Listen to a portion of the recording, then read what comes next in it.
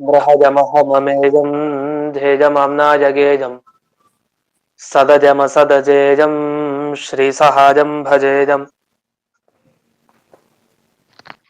अञ्जनासूनुसान्निध्यात् विजयेन विराजितम् अजितप्रीतिजनकं भजेऽहं विजयध्वजम् तपस्वाध्याय शुश्रूषा कृष्णपूजारतं मुनिम् विश्वेशमिष्टदं वन्दे परिम्राट् चक्रवर्तिनम् श्रीगुरुभ्यो नमः हरिः ओम्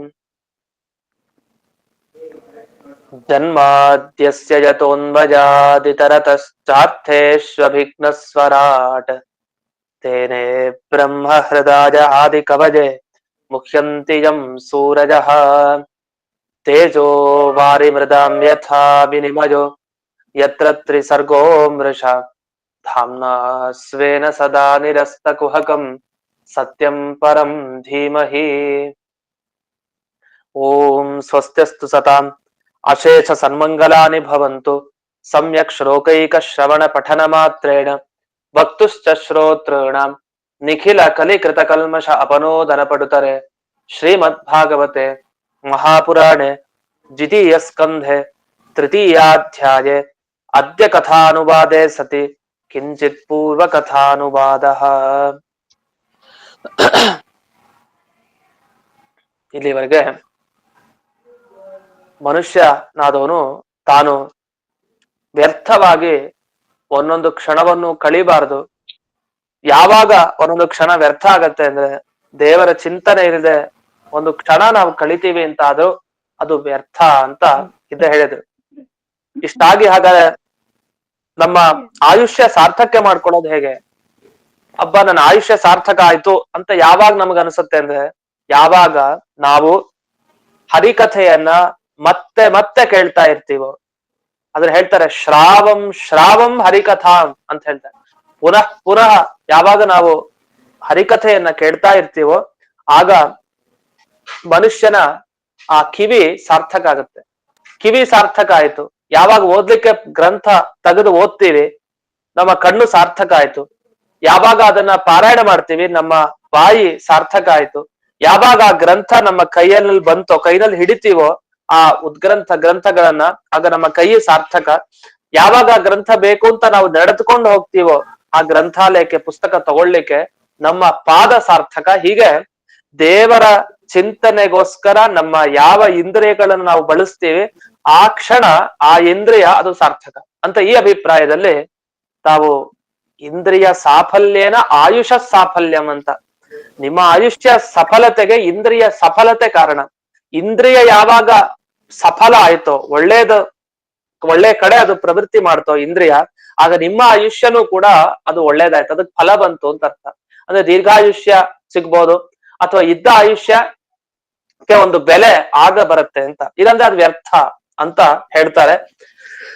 ಹಾಗಾಗಿ ಈ ಪ್ರತಿಯೊಂದು ಮುಂದೆ ಇಂದ್ರಿಯಗಳ ಬಗ್ಗೆ ಬೈತಾರೆ. ನಾವು ನಮ್ಮ ಕಿವಿಯಿಂದ ಭಗವಂತನ ಕಥೆ ಕೇಳ್ತಾ ಇದ್ರೆ ಅಂಥ ಕಿವಿನ ಏನಂತ ಕರಿಬೇಕು? ನಮ್ಮ ಬಾಯಿ ದೇವರ ಗುಣಗಾನ ಮಾಡದೇ ಇದ್ರೆ ಅಂಥ ಬಾಯಿ ಏನಂತ ಅನ್ಬೇಕು ಆ ಬಾಯಿಯನ್ನ? ಹೀಗೆ ಪ್ರತಿಯೊಂದು ಇಂದ್ರಿಯಗಳ ಬಗ್ಗೆ ಬೈತಾರೆ.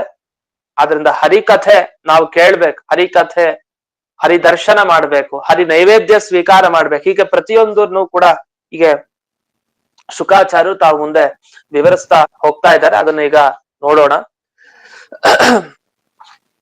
ಈಗ 20ನೇ ಶ್ಲೋಕದಲ್ಲಿ ಇದೀವಿ ನಾವು. 3ನೇ ಅಧ್ಯಾಯ 20ನೇ ಶ್ಲೋಕ.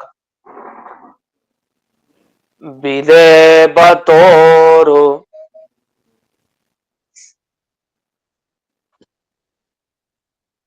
ಕ್ರಮ ವಿಕ್ರಮಾನ್ಯೇ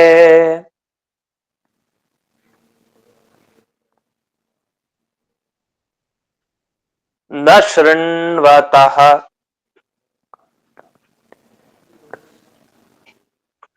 ಕರ್ಣಪುಟೇ ನರಸ್ಯ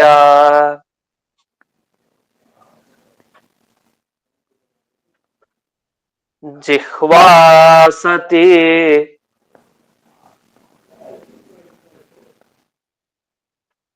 ದಾರ್ದುರಿಕೆ ವಸೂತ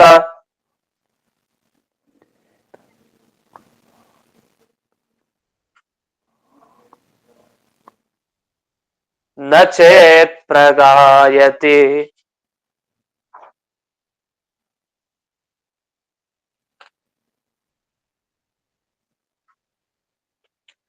ಉರುಗಾಯ ಗಾಥಾಂ.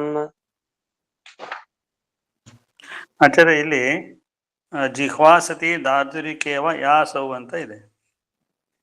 ಹಲೋ ಆಚಾರ್ಯ ಇಲ್ಲಿ ಜಿಹ್ವಾಸತಿ ದಾರ್ದುರಿಕೇವ ಯಾಸೌ ಅಂತ ಇದೆ. ಯಾಸವ್ ಅಂತಾನು ಪಾಠ ಇದೆ, ಇಲ್ಲಿ ಸೂತ ಅಂತಾನು ಪಾಠ ಇದೆ. ಯಾಸವ್ ಅಂತಾನು ಹೇಳ್ಬೋದು, ನೇರವಾಗಿ ಶುಕಾಚಾರ್ಯ ಉಪದೇಶ ಯಾಸವ್ ಅಂತ ಮಾಡ್ಕೊಂಡ್ರೆ ಚೆನ್ನಾಗಿರುತ್ತೆ. ಯಾಸವ್ ಅಂತಾನೆ ಇರ್ಲಿ. ಈ PDF ಅಲ್ಲಿ ಸೂತ ಅಂತಾನು ಇದೆ, ಅದು ಎರಡೂ ಸರಿ ಇದೆ, ತೊಂದ್ರೆ ಇಲ್ಲ. ಮತ್ ಮುಂದೇನು ನಚೇತ್ ಪ್ರಗಾಯತಿ ಅಂತಿದೆ, ನಚೋ ಉಪಗಾಯತಿ ಅಂತಾನು ಇದೆ ಇನ್ನೊಂದು ಪಾಠ ಅಂತಿದಲ್ವಾ. ಅಲ್ಲಿ ನಚ ಉಪಗಾಯತಿ, ನಚೋಪಗಾಯತಿ ಅಂತಾನು ಪಾಠ ಇದೆ, ಎರಡು. ಸರಿ, ನಮಸ್ಕಾರ.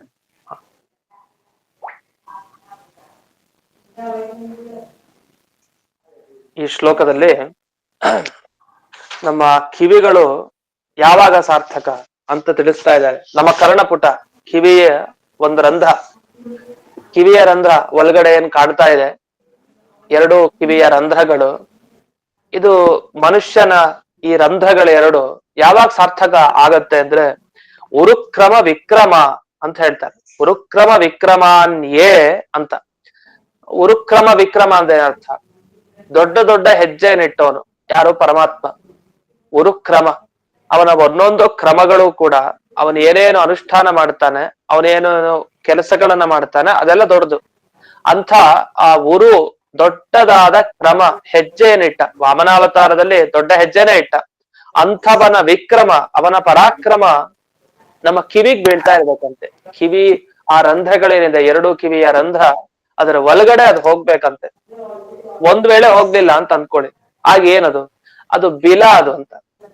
ಅದು ಪರ್ವತದಲ್ಲಿ ಗುಹೆಗಳಿರತ್ತೆ, ಆ ಗುಹೆಗಳಿಗೂ ರಂಧ್ರ ಇರತ್ತೆ. ನಮ್ಮ ಕಿವಿ ಒಳಗಡೆ ರಂಧ್ರ ಹೇಗಿದೆಯೋ ಹಾಗೆ ಆ ಗುಹೆಗಳಲ್ಲೂ ಅದೇ ತರ ರಂಧ್ರ ಇದೆ. ಆ ಗುಹೆ ಒಳಗಡೆ ಏನ್ ಭಗವಂತನ ಕಥೆ ಏನು ಹೋಗಲ್ಲ. ಹೋಗಲ್ಲ ಅಂದೇನು? ಅದು ಜಡ, ಅದೇನಕ್ಕೆ, ಅದಕ್ಕೇನ್ ಬುದ್ಧಿ ಇಲ್ಲ.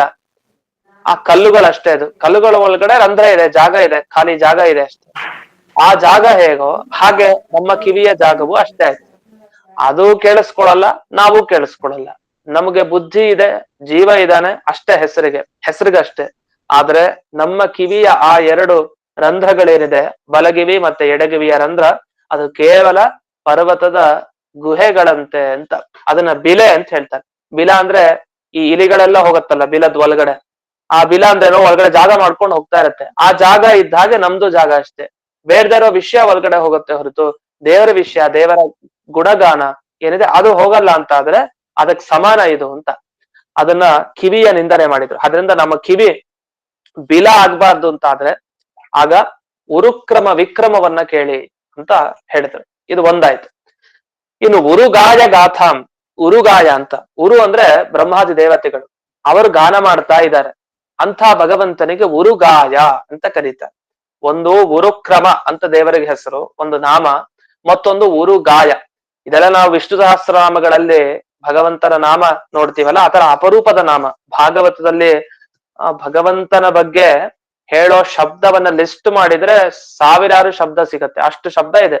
ದೇವರನ್ನ ಕೊಂಡಾಡ್ಲಿಕ್ಕೆ ಅವನ ಬಗ್ಗೆ ನಾಮವನ್ನ ಹೇಳುವಂತ ಶಬ್ದಗಳು, ಅವನ ನಾಮ ಏನೇನಿದೆ ಅದೆಲ್ಲ ತುಂಬಾ ಇದೆ ಶಬ್ದ. ಒಂದು ಉರುಕ್ರಮ ಬಂತೀಗ, ಮತ್ತೊಂದು ಉರುಗಾಯ ಅನ್ನೋ ಒಂದು ಶಬ್ದ. ಅದು ಉರುಕ್ರಮಾಯ ನಮಃ, ಉರುಗಾಯಾಯ ನಮಃ ಅಂತ ನಾವು ಅದನ್ನ ನಮಃ ಅನ್ನೋ ಶಬ್ದ ಸೇರಿಸಿ ದೇವರ ನಾಮಸ್ಮರಣೆ ಮಾಡ್ಬೋದು. ಅಂತೂ ಈ ಉರುಗಾಯ ಅಂದ್ರೆ ದೇವರು ಅಂತ ಅರ್ಥ ಆಯ್ತು. ಆ ಉರುಗಾಯ ಗಾಥ, ಅವನ ಬಗ್ಗೆ ಇರುವಂತಹ ಯಾವ ಕಥೆಗಳಿದೆ ಅದನ್ನೆಲ್ಲ ನಮ್ಮ ನಾಲಿಗೆಯಿಂದ ಹೊರಗಾಕ್ಬೇಕಂತೆ. ಇಲ್ಲಾಂದ್ರೆ ನಾಲಿಗೆ ವ್ಯರ್ಥ. ನಾಲಿಗೆ ಯಾಕೆ ಸಾರ್ಥಕ? ನಮ್ಮ ನಾಲಿಗೆಯ ಮುಖಾಂತರ ಹೊರಗಡೆ ಭಗವಂತನ ಗುಣಗಾನ ಆಗ್ತಾ ಇದೆ ಅಂದ್ರೆ ಸಾರ್ಥಕ.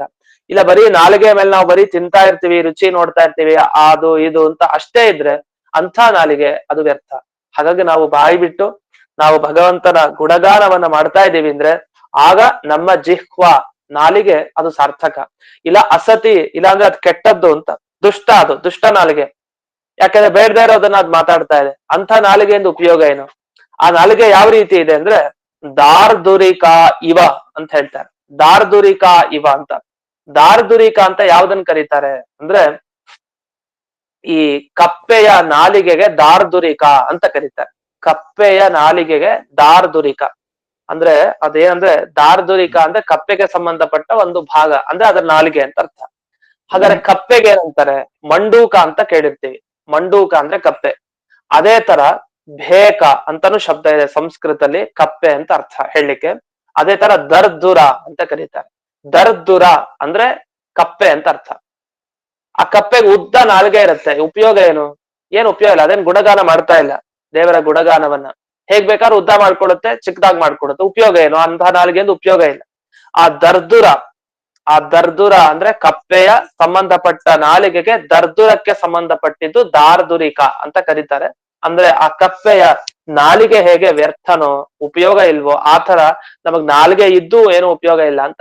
ಹಾಗಾಗಿ ದೇವರ ಗುಣಗಾನವನ್ನ ಮಾಡ್ಬೇಕು ಅಂತ ಅರ್ಥ. ಇಷ್ಟನ್ನ ಇಲ್ಲಿ ತಿಳಿಸಿದ್ರು.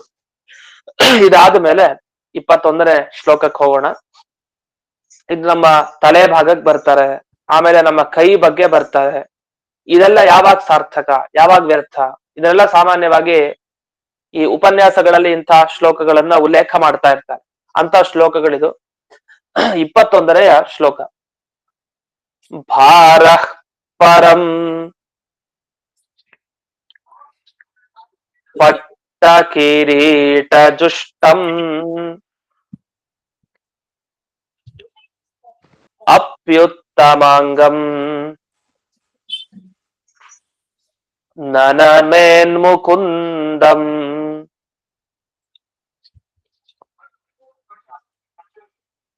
ಶಾವೌ ಕರೌ ನೋ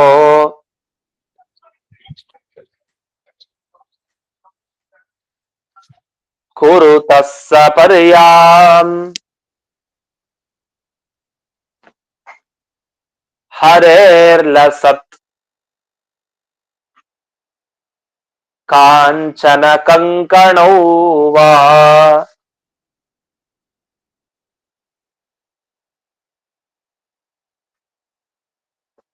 ಭಾರ ಪರಂ ಅಂತ ಹೇಳ್ತಾರೆ. ತುಂಬಾ ದೊಡ್ಡ ಭಾರ ಹೊತ್ಕೊಂಡಿದೀವಿ ಅಂತ.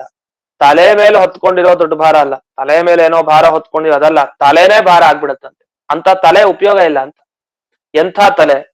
ಚೆನ್ನಾಗಿ ಅವನು ಟೋಪಿ ಹಾಕೊಂಡಿದ್ದಾನೆ ಅಥವಾ ಕಿರೀಟ ಹಾಕೊಂಡಿದ್ದಾನೆ, ವಸ್ತ್ರ ಹಾಕಿ ಪೇಟೆ ತರ ಮಾಡ್ಕೊಂಡು ವಸ್ತ್ರ ಹಾಕೊಂಡಿದ್ದಾನೆ ತಲೆ ಮೇಲೆ. ಇಷ್ಟೆಲ್ಲ ಹಾಕೊಂಡು ಅದು ಹೊಳಿತಾ ಇಲ್ಲ ತಲೆ. ಯಾಕೆಂದ್ರೆ ಅವನ್ ತಲೆನೇ ಇಲ್ಲ ಅಂತವ್ರಿಗೆ. ಯಾಕಂದ್ರೆ ಒಳಗಡೆ ದೇವರ ಚಿಂತನೆನ ತುಂಬಿಸ್ಕೊಳ್ದೆ ಇದ್ರೆ ಅಂತ ಅವನ್ ತಲೆ ಅಲ್ಲ. ಅದು ಒಂದಾಯ್ತು. ಇಲ್ಲೇ ಹೇಳೋದೇನಂದ್ರೆ ನಮೇನ್ ಮುಕುಂದಂ, ಹೋಗಿ ನಿಮ್ಮ ತಲೆ ಬಾಗ್ಬೇಕು ದೇವರ ಮುಂದೆ, ನೆಲಕ್ಕೆ ಹೋಗಿ ತಾಕ್ಬೇಕು, ದೇವರ ಪಾದಕ್ಕೆ ತಾಕ್ಬೇಕು. ಮುಂದೆ ಹೋಗಿ ದೇವರಿಗೆ ನಾವು ನಮಸ್ಕಾರ ಮಾಡ್ತಾ ಇದ್ರೆ, ನಮ್ಮ ತಲೆಯನ್ನ ಭಾಗಿಸ್ತಾ ಇದ್ರೆ ಅಂಥ ತಲೆ ಅದು ಜೀವನಕ್ಕೆ ಅದ್ ಭಾರ ಅಷ್ಟೇ. ಅದನ್ನ ಹೊತ್ಕೊಂಡು ಏನ್ ಮಾಡ್ಬೇಕು? ಭಾರ ಪರಂ ಪಟ್ಟ ಕಿರೀಟ ಜುಷ್ಟಂ ಅಪಿ ಉತ್ತಮಾಂಗಂ ನನ್ನ ಮೇನ್ಮುಖ. ಉತ್ತಮಾಂಗ ಅಂತ ಕರೀತಾರೆ ತಲೆಗೆ. ನಮ್ಮ ಕೈ ಕಾಲು ಎಲ್ಲಾ ಅಂಗಗಳಲ್ಲಿ ತುಂಬಾ ಶ್ರೇಷ್ಠ ಅಂಗ ಅಂದ್ರೆ ತಲೆ ಅಂತೆ. ಯಾಕೆ ತಲೆ ಇಲ್ದೇ ಇದ್ರೆ ಏನು ಉಪಯೋಗ? ಅವ್ನ್ ಬುದ್ಧಿ ಸರಿ ಇಲ್ಲ ಅಂದ್ರೆ ಕೈ ಇದೆ ಕಾಲಿದೆ ಎಲ್ಲಾನು ಚೆನ್ನಾಗೇ ಇದೆ, ಆದ್ರೆ ಬುದ್ಧಿ ಒಂದ್ ಸರಿ ಇಲ್ಲ ಅಂತ ಆದ್ರೆ ಉಪಯೋಗ ಏನು? ಬುದ್ಧಿ ಒಂದ್ ಸರಿ ಇದ್ರೆ ಎಲ್ಲದಕ್ಕೂ ಒಂದು ಉಪಯೋಗ, ಉಪಯುಕ್ತತೆ ಅನ್ನೋದು ಬರುತ್ತೆ. ಎಲ್ಲ ಸರಿ ಅಂತ ಆಗತ್ತೆ, ಸಾರ್ಥಕ ಆಗತ್ತೆ. ಆ ತಲೆ ಅನ್ನೋದು ಉತ್ತಮಾಂಗ ಒಂದು. ಅದು ತುಂಬಾ ಭಾರ ಅನ್ನೋ ಅರ್ಥದಲ್ಲೂ ಉತ್ತಮಾಂಗ ಅಂದ್ರೆ ತಲೆ ಅಂತ ಹೇಳ್ತಾರೆ. ಅಂತ ತಲೆ ಅದು ಉತ್ತಮ ಅಂತ ಯಾವಾಗ ಆಗೋದು? ಉತ್ತಮಾಂಗ ಅಂತ ಸುಮ್ನೆ ಹೆಸರಿಗೆ ಹೇಳಿದ್ರೆ ಆಯ್ತಾ? ಅದು ಉತ್ತಮವಾದ ಅಂಗ ಅಂತ ಜೀವನಿಗೆ ಯಾವಾಗ ಆಗೋದು ಅಂತಂದ್ರೆ, ಯಾವಾಗ ಅದು ಮುಕುಂದನ ಮುಂದೆ ಅದು ಬಾಗತ್ತೋ ಆಗ ಅದು ಉತ್ತಮ. ಯಾಕಂದ್ರೆ ಮುಕುಂದನ ಮುಂದೆ ಬಾಗ್ಬೇಕು ಅಲ್ಲ, ಸುಮ್ನೆ ಬಾಗ್ಬೇಕು ಅಂದ್ರೆ ಒಳ್ಳೆ ಕಥೆ ಆಯ್ತಲ್ಲ. ಫಲ ಏನ್ ನಮ್ಗೆ? ಮುಕುಂದ ಅವನು ಮೋಕ್ಷ ಕೊಡ್ತಾನೆ, ಆದ್ರಿಂದ ಅವನನ್ನ ಮುಕುಂದ ಅಂತ ಕರೀತಾರೆ. ಅದನ್ನ ಮೋಕ್ಷ ಸಿಗ್ಬೇಕು ಅಂತ ಆದ್ರೆ ಭಗವಂತನ ಮುಂದೆ ತಲೆ ಬಾಗಿಸ್ಬೇಕು. ಅದನ್ನ ಪಟ್ಟ ಕಿರೀಟ ಜುಷ್ಟಂ ಅಪಿ ಉತ್ತಮಾಂಗಂನ. ಪಟ್ಟ ಕಿರೀಟ ಅಂದ್ರೆ ಬಂಗಾರದ ಕಿರೀಟ ಅಂತ ಅರ್ಥ. ಬಂಗಾರದ ಕಿರೀಟ ಇದ್ರು ತಲೆ ಮೇಲೆ ಅದು ಭಗವಂತನ ಮುಂದೆ ಬಾಗದೆ ಇದ್ರೆ ಅಂತ ಈ ತಲೆ ಅದು ಭಾರ ಅಷ್ಟೇ. ಅಷ್ಟೇ ಅಲ್ಲ, ಭಾರವಾದದ್ದನ್ನು ಹೊತ್ಕೊಂಡಿದೆ ಅಷ್ಟೇ. ಅದರಿಂದ ಏನು ಉಪಯೋಗ ಇಲ್ಲ ಅಂತ. ಅದನ್ನ ಪರಂ ಮುಕುಂದಂ, ನಾವೆಲ್ಲರಿಗಿಂತಲೂ ಸರ್ವೋತ್ತಮನಾದ ಪರಮಾತ್ಮನನ್ನ ಯಾವಾಗ್ಲೂ ನಮಸ್ಕರಿಸ್ತಾ ಇರ್ಬೇಕು, ಇಲ್ಲಾಂದ್ರೆ ಅದೇ ಭಾರ ಅಂತ. ಇದು ತಲೆ ಬಗ್ಗೆ ಆಯ್ತು.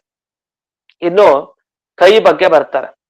ಕೈಗೆ ನಾವು ಬಳೆಯನ್ನ ಹಾಕೊಂಡಿರ್ತೇವೆ, ಒಬ್ಬೊಬ್ರು ಇನ್ನೊಂದು ಹಾಕೊಂಡಿರ್ತಾರೆ, ಬಂಗಾರದನ್ನ ಹಾಕೊಂತಾರೆ.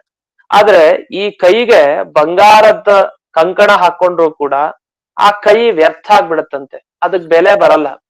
ಯಾಕೆ ಬೆಲೆ ಬರಲ್ಲ ಅಂದ್ರೆ, ಅದು ಒಂದ್ ವೇಳೆ ಆ ಎರಡೂ ಕೈ ದೇವರ ಪೂಜೆ ಮಾಡ್ಲಿಲ್ಲ ಅಂತ ಆದ್ರೆ ಅದು ಯಾವ್ದಕ್ಕೂ ಉಪಯೋಗ ಇಲ್ಲ ಅಂತ ಅರ್ಥ.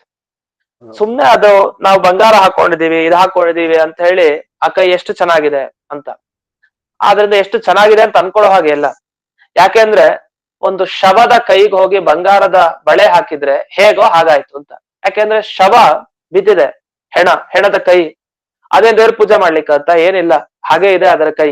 ಅದಕ್ ಬಂಗಾರದ ಬಳೆ ತೊಡಿಸಿ ಎಷ್ಟ್ ಚೆನ್ನಾಗಿದೆ ಕೈ ಅಂತಂದ್ರೆ ವ್ಯರ್ಥ, ಅದಕ್ಕೆ ಮಾತಿಗೆ ಅರ್ಥನೇ ಇಲ್ಲ. ಹಾಗೆ ಇವ್ನ್ ಬದುಕಿದ್ದು ಆ ಹೆಣಕ್ಕಿರೋ ಕೈಗಳ ತರ ಅಲ್ಲಿ ಅದಕ್ಕೆ ಅಲಂಕಾರ ಮಾಡಿದ್ರೆ ಹೇಗೋ, ಇವ್ನ ಅಲಂಕಾರ ಮಾಡ್ಕೊಂಡು ಅವನು ಸಪರ್ಯಾಂ ಹರೇಹೆ, ದೇವರ ಪೂಜೆ ದೇವರ ಸೇವೆ ಅವನು ಮಾಡ್ತಾ ಇಲ್ಲ ಅಂತ ಆದ್ರೆ ಅಂತ ಕೈಯಿದ್ದೇನು ಉಪಯೋಗ, ಏನು ಉಪಯೋಗ ಇಲ್ಲ ಅಂತ. ಅದನ್ನ ಮೃತಕ ಹಸ್ತ ತುಲ್ಯವು, ಒಬ್ಬ ಸತ್ತಿರುವಂತಹ ವ್ಯಕ್ತಿಯ ಕೈಗೆ ಅದು ಸಮಾನ ಆಗತ್ತೆ ಅಂತ ಇಷ್ಟು ನಿಂದನೆ ಮಾಡಿದ್ರು. ಇಲ್ಲಿವರೆಗೂ ಹಾಗಾದ್ರೆ ಒಂದು ಕಿವಿಯ ಈ ರಂಧ್ರಗಳ ಬಗ್ಗೆ ಆಯ್ತು, ನಾಲಿಗೆ ಬಗ್ಗೆ ಅಂದ್ರು, ತಲೆ ಬಗ್ಗೆ ಆಯ್ತು, ಕೈ ಬಗ್ಗೆ ಆಯ್ತು. ಇನ್ನು ಮುಂದೆ ಕಣ್ಣಿನ ಬಗ್ಗೆ ಬರ್ತಾರೆ. ಕಣ್ಣು ಮತ್ತೆ ಕಾಲು ಅವುಗಳ ಬಗ್ಗೆ ವರ್ಣಿಸ್ತಾ ಹೋಗ್ತಾರೆ. 22ನೇ ಶ್ಲೋಕ. ಬರ್ಹಾಯಿತೇ ತೇ ನಯನೇ ನರಾಣಾಂ ಲಿಂಗಾನಿ ವಿಷ್ಣೋಃ ನ ನಿರೀಕ್ಷತೋ ಯೇ.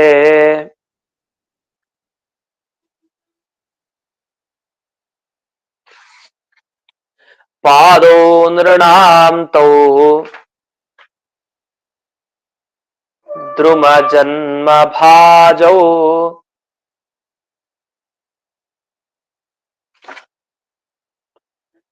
ಕ್ಷೇತ್ರಾಣಿ ನಾನು ವ್ರಜತೋ ಹರೇರ್ಯೌ.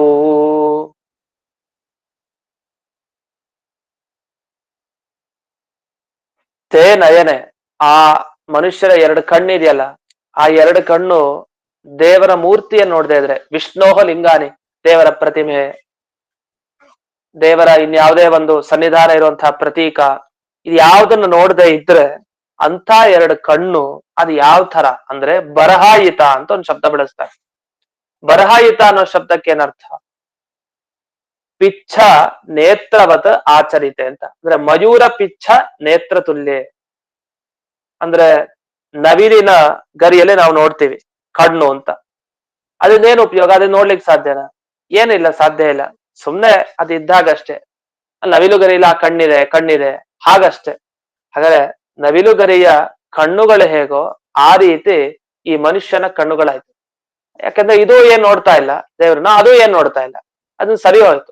ಅದಕ್ಕೆ ಇದು ಸಮಾನ, ಅದು ವ್ಯರ್ಥ ಅಂತದನ್ನ ತಗೊಂಡು ಏನ್ ಮಾಡ್ಬೇಕು? ಅದಕ್ಕೆ ಪ್ರತಿಮೆಗಳು ಅಂದ್ರೆ, ದೇವರ ಪ್ರತಿಮೆ ಅಂದ್ರೆ ಬರೀ ಮೂರ್ತಿ ಅಂತ ಅಷ್ಟೇ ಅಲ್ಲ. ಅಂದ್ರೆ ಜಡ ಪ್ರತಿಮೆ, ಕಲ್ಲಿನ ಪ್ರತಿಮೆ ಏನಿದೆ ಅದು, ಅಥವಾ ಮಣ್ಣಿನ ಪ್ರತಿಮೆ, ಈ ತರದಷ್ಟೇ ಅಲ್ಲ.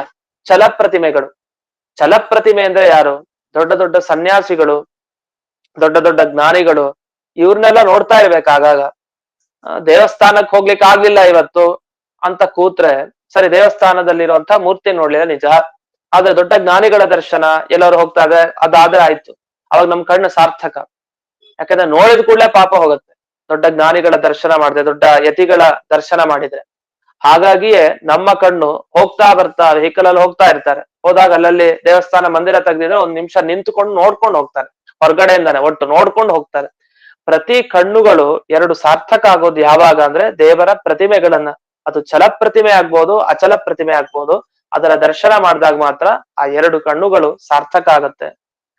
ಭಾಗವತಲ್ಲಿ ಎಂಥ ಉಪದೇಶ ಕೊಡ್ತಾ ಇದಾರೆ. ದೈನಂದಿಕ ಜೀವನದಲ್ಲಿ ನಾವು ಮಾಡ್ಬೇಕಾದ ಕೆಲಸ ಇದು ಯಾವ್ದು ಮಾಡಿಲ್ಲ ಅಂದ್ರೆ ನಮ್ಮ ಕೈ, ನಮ್ಮ ತಲೆ, ನಮ್ಮ ಕಿವಿ ಎಲ್ಲ ಅದಕ್ಕೆ ಹೋಲಿಸ್ತಾರೆ. ಆ ರೀತಿಯಿಂದ ನಾವು ಅನ್ಕೊಂಡ್ಬಿಟ್ರೆ ಆಯ್ತು. ಅದರಿಂದ ದಿನ ಏನೋ ಒಂದು ಇದ್ರಲ್ಲಿ ಆಗ್ತಾನೆ ಇರ್ಬೇಕು, ಆದ್ರೆ ಮಾತ್ರ ಅದು ಸಾರ್ಥಕ ಆಗುತ್ತೆ. ಇನ್ನು ಪಾದೌ ನೃಣಾಂತೌ ಧ್ರುವ ಜನ್ಮ ಭಾಜೌ ಕ್ಷೇತ್ರಾಣಿ ನಾನು ರಜತೋ ಹರೇರ್ಯೋ. ಇನ್ನು ಎರಡು ಕಾಲಿದೆ. ಎರಡು ಕಾಲಿದ್ದೇನು ಉಪಯೋಗ? ಇದು ನಮಗೆ ಗೊತ್ತಾಗತ್ತೆ. ಕ್ಷೇತ್ರಗಳಿಗೆ ಹೋಗದೆ ಇದ್ರೆ, ದೇವಸ್ಥಾನಕ್ಕೆ ಹೋಗದೆ ಇದ್ರೆ, ಇನ್ಯಾವುದೋ ಪವಿತ್ರ ತೀರ್ಥ ಕ್ಷೇತ್ರಕ್ಕೆ ಹೋಗದೆ ಇದ್ರೆ ಅಂತ ಎರಡು ಕಾಲು ಇದ್ದೇನು ಉಪಯೋಗ? ಅದು ಧ್ರುವ ಜನ್ಮ ಭಾಜವು, ಮರದ ಜನ್ಮ. ಮರಕ್ಕೂ ಕಾಲಿರತ್ತೆ, ಉಪಯೋಗ ಏನು ಪಾಪ? ಮರಕ್ಕೆ ಕಾಲಿದೆ, ಓಡಾಡ್ಲಿಕ್ಕೆ ಕಾಲ ಒಂದ್ ಕಡೆ ಇದ್ದಲ್ಲೇ ಕೂತಿರತ್ತೆ. ಹಾಗೆ ನಾವು ಓಡಾಡ್ತಾ ಇದ್ರು ದೇವ ಮಂದಿರಕ್ಕೆ ಹೋಗದೆ ಇದ್ರೆ ಇದ್ದು ಇಲ್ದೇ ಇರೋ ಹಾಗೆ ಲೆಕ್ಕ. ಅದು ಧ್ರುವ ಜನ್ಮ ಭಾಜವು, ಮರದ ಜನ್ಮ ಪಡೆದಿರೋ ತರ, ವ್ಯರ್ಥವಾಗಿ ಹುಟ್ಕೊಂಡಿದೆ ಅಂತ ಅರ್ಥ. ಮರಗಳು ಹುಟ್ಟುತ್ತವೆ, ಗಿಡಗಳು ಹುಟ್ಟುತ್ತೆ, ಒಂದೇ ಕಡೆ ಇರುತ್ತೆ. ಅದೇ ದೇವಸ್ಥಾನಕ್ಕೆ ಹೋಗ್ಲಿಕ್ಕೆ ಆಗಲ್ಲ, ಇರಲಿಲ್ಲ, ಅಲ್ಲಲ್ಲೇ ಇರುತ್ತೆ. ಹಾಗೆ ವ್ಯರ್ಥವಾಗಿ ನಮ್ಗೆ ಎರಡು ಕಾಲು ಬಂದಿದೆ ಅಷ್ಟೇ, ಕಾಲುಗಳು ನಮಗ್ ಸೇರ್ಕೊಂಡಿದೆ, ವ್ಯರ್ಥವಾಗಿ ಹುಟ್ಟುಕೊಂಡಿದೆ ಅಷ್ಟೇ ಹೊರತು ಅದರಿಂದ ಏನೂ ಉಪಯೋಗ ಇಲ್ಲ. ಆದ್ರಿಂದ ಈ ಕ್ಷೇತ್ರ ಅಂದ್ರೆ ಪುಣ್ಯ ಸ್ಥಳಗಳಿಗಾಗ್ಲಿ ಅಥವಾ ಬೇರೆ ಸಮೀಪದಲ್ಲಿರುವಂತಹ ಯಾವುದೇ ಮಂದಿರ ಆಗ್ಲಿ ಅದಕ್ಕೆಲ್ಲ ಹೋಗ್ತಾ ಇದ್ರೆ ಮಾತ್ರ ಆಗ ನಮ್ಮ ಎರಡು ಕಾಲುಗಳು ಸಾರ್ಥಕ. ಸರಿ, ಇಷ್ಟಾಗಿ ಮುಂದೆ ಇನ್ನೊಂದು ಮಾತನ್ನು ಕೂಡ ಹೇಳ್ತಾರೆ. ಉಸಿರಾಡ್ತಾ ಇದ್ರು ವ್ಯರ್ಥ, ನಮ್ಮ ಮೂಗು ಸಾರ್ಥಕ ಆಗ್ಬೇಕು. ಉಸಿರಾಡ್ತಾ ಇದ್ರು ದೇಹ ವ್ಯರ್ಥ ಆಗ್ಬಿಡುತ್ತೆ, ಹುಷಾರು ಅಂತ ಅದನ್ನ ಎಚ್ಚರಿಸ್ತಾರೆ. 23ನೇ ಶ್ಲೋಕ. ಜೀವತ್ ಶವೋ ಭಾಗವತಾಂಘ್ರಿರೇಣುಂ ನ ಜಾತು ಮರ್ತ್ಯೋ ಅಭಿಲಷೇತಯಸ್ತು. ಶ್ರೀ ವಿಷ್ಣು ಪದ್ಯಾಃ ಮನುಜಸ್ತುಲಸ್ಯಾಃ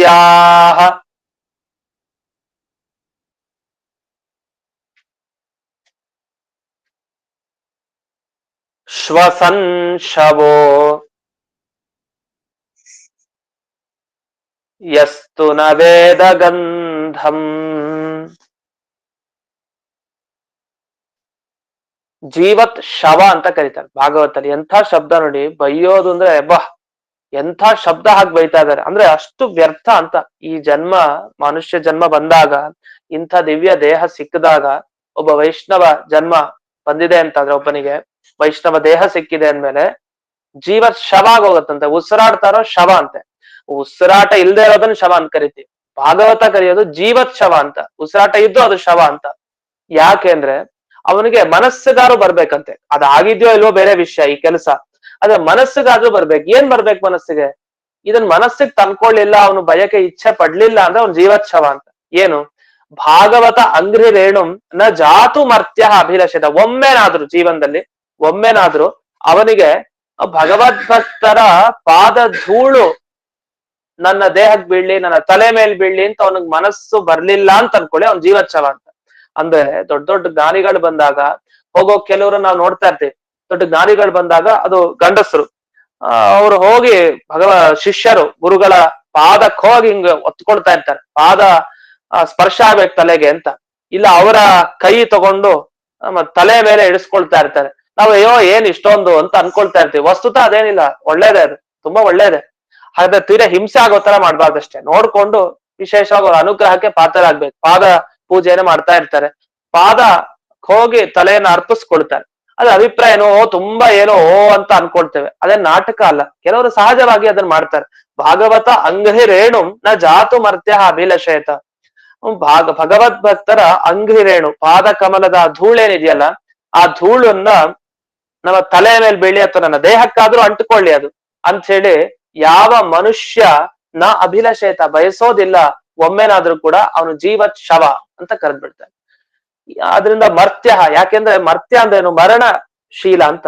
ಹುಟ್ಟತಾನೆ ಸಾಯ್ತಾನೆ. ಇಂಥ ಮನುಷ್ಯನಿಗೆ ಆ ರೇಣು, ಆ ಧೂಳಿನ ಸಂಪರ್ಕ ಆದ್ರೆ ಹುಟ್ಟು ಸಾವು ಹೊರಟೋಗತ್ತೆ, ಅನುಗ್ರಹ ಆಗತ್ತೆ. ಅಂದ್ಮೇಲೆ ಅದನ್ನ ಬಿಟ್ಟು ಇವನು ಮರ್ತ್ಯ, ಯಾವಾಗ್ಲೂ ಸಾಯೋ ವ್ಯಕ್ತಿ, 4 ದಿವಸ ಇರ್ತಾನೋ ಇಲ್ಲೋ ಗೊತ್ತಿಲ್ಲ, ಅಂತ ವ್ಯಕ್ತಿ ತಾನು ಇದನ್ನ ಬಯಕೆ ಮಾಡ್ತಾ ಇದೆ ಅಂತ. ಅದು ಆಗತ್ತೋ ಬಿಡತ್ತೋ ಅನ್ಕೊಳ್ಬೇಕಂತೆ ಮನಸ್ಸಾರೆ. ಅಷ್ಟು ಅನ್ಕೊಂಡ್ರು ಸಾಕು, ಆಗ ಅವನು ಜೀವೋತ್ಸವಕ್ಕೆ ಸಮಾನ ಆಗಲ್ಲ ಅಂತ. ಇದು ಭಾಗವತದ ಕಠೋರವಾದ ಮಾತು. ಇಷ್ಟಾಗಿ ಇನ್ನು ಮೂಗು, ಅದಕ್ಕೆ ಶ್ವಸನ್ ಶವ ಅಂತಾನು ಮುಂದೆ ಹೇಳ್ತಾರೆ. ಅದು 2 ತರ ಶವ, ಒಂದು ಶ್ವಸನ್ ಶವ ಮತ್ತೊಂದು ಜೀವತ್ ಶವ ಅಂತ. ಒಂದು ಚೇತನ ಇರೋ ಶವ, ಇದೊಂದು ಉಸಿರಾಡ್ತಾ ಇರೋ ಶವ ಅಂತ 2 ಮಾತನ್ನ ಇಲ್ಲಿ ಹೇಳಿದ್ದಾರೆ. ಇದಾಗಿ ಶ್ರೀ ವಿಷ್ಣು ಪದ್ಯಾಹ ತುಲಸ್ಯಾಹ, ಇನ್ನು ತುಳಸಿ, ಭಗವಂತನ ಪಾದಗಳಿಗೆ ತುಳಸಿ ಅರ್ಪಣೆ ಮಾಡಿರ್ತೀವಿ. ಅಂಥ ತುಳಸಿ ಇಂದ ಗಂಧ, ತುಳಸಿ ಜೊತೆ ಗಂಧ ಇರುತ್ತಲ್ಲಿ.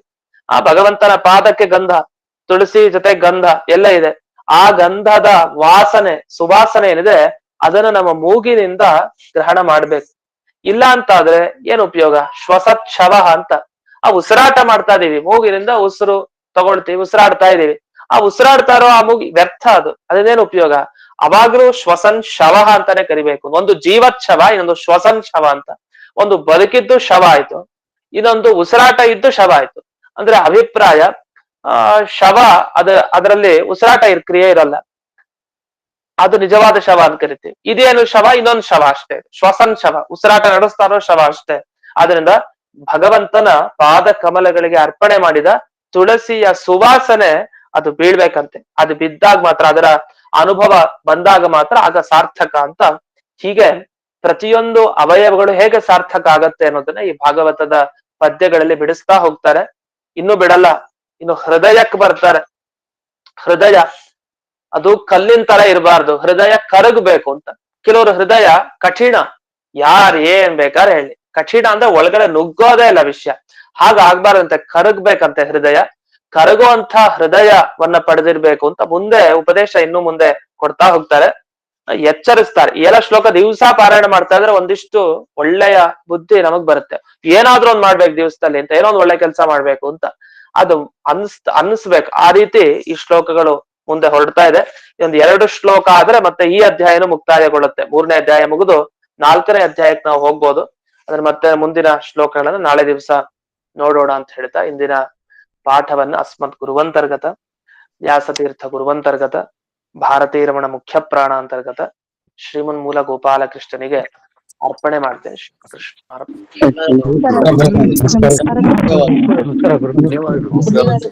ಧನ್ಯವಾದಗಳು ಗುರುಗಳೇ. ನಮಸ್ಕಾರ ಆಚಾರ್ಯ. ನಮಸ್ಕಾರ ಆಚಾರ್ಯ. ನಮಸ್ಕಾರ.